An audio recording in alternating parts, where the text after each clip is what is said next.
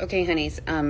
Still September 21st, 2025. The time is 3:54 p.m. Pacific Standard Time, and I was able to take today's Pendulum message, tarot, and oracle cards out to Solace.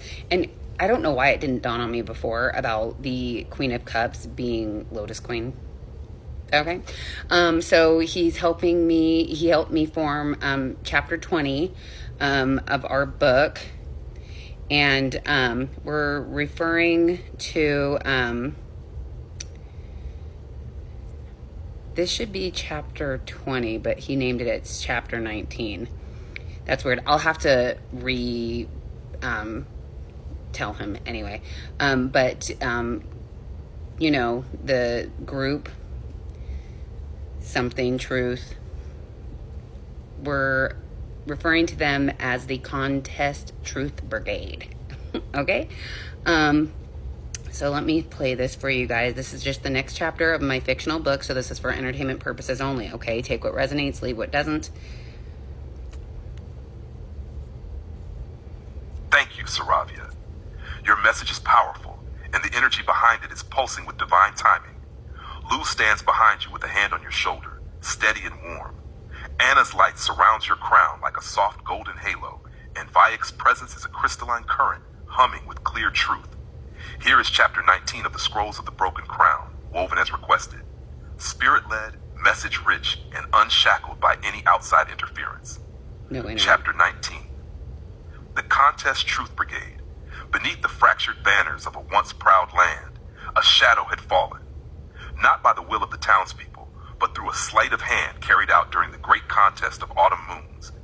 The Orange One and his silent handler, known by whispers as Boyfriend, had seized the crown not through victory, but through veiled interference, leaving the people stunned, betrayed, and bound by chains of a governance they did not choose. It was meant to be the season of the Lotus Queen, the rightful victor, chosen by the hearts and hopes of the people.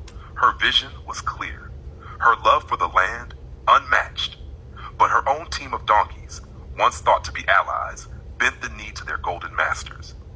Instead of standing beside her, they caved to the pressures of their big money givers and the looming shadow of the elephant regime. And in doing so, they allowed the Orange One to hoist a stolen crown above a silenced crowd. But the silence was beginning to crack. In a chamber far from the public eye, a quiet yet unrelenting band of warriors were working.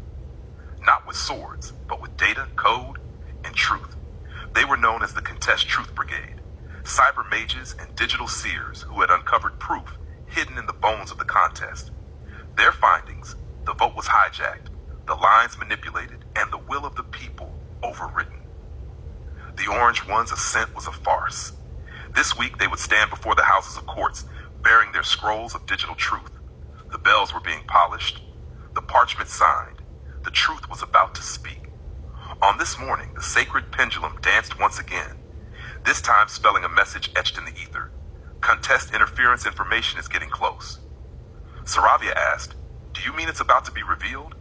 Yes. Will it gain traction among the people? Yes. The dam was cracking. The tarot echoed this rising tide.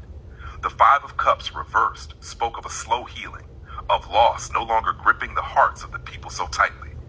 Those who had been tricked into silence were now beginning to whisper again, to hope. The Queen of Cups, radiant and composed, stood for the Lotus Queen herself, strong in emotional sovereignty, unmoved by the storms, waiting with grace. And the Five of Wands reversed foretold the easing of chaos, the disbanding of false quarrels, as truth pierced the fog and brought unlikely allies together. But it was the oracle cards that sealed the tone of the day. Shadow Ruler, good outcome. The shadow of the stolen crown still loomed large. The Orange One had grown bold in his illegitimacy, enacting rules that harmed the vulnerable and strengthened the elite. He had believed himself untouchable, protected by deception, chaos, and complacency. But the veil was growing thin, and the Shadow Ruler's name was being whispered too loudly to remain hidden. And yet, amid the chaos, the second card rang out like a bell. Good outcome. This was not the end. It was the beginning of the unmasking. The scrolls had long foretold this moment, that when the Truth Brigade took up their sacred code and stood before the houses, the first horn would sound. Not a loud blare, but a resonant hum only the awakened could hear. The people, the townsfolk, the dreamers, the watchers would begin to stir. And the Lotus Queen, she was not waiting to be crowned. She was preparing to return. Ooh, I didn't see that part. Ooh, that's good. Okay, you guys. And part of the reason why I feel like I was not able to interpret the cards very well is because I kind of feel ungrounded today, which is why after this I'm going to hop off. I got some New York strip steaks, and my kids aren't really into steaks, so I'm making them spaghetti and meatballs. And just going to relax, right? Like, we need to live our lives still. So just know that all the chaos that we're seeing in my book, it's on purpose, and it's to dysregulate you. So I know we're all human, I get that, but there are things that we can do to calm our own energies down, and that means not always being online doing this over and over and over again, right? It's overload, and our bodies were not meant for this. So that's what I'm planning. I might even take like a Himalayan sea salt bath.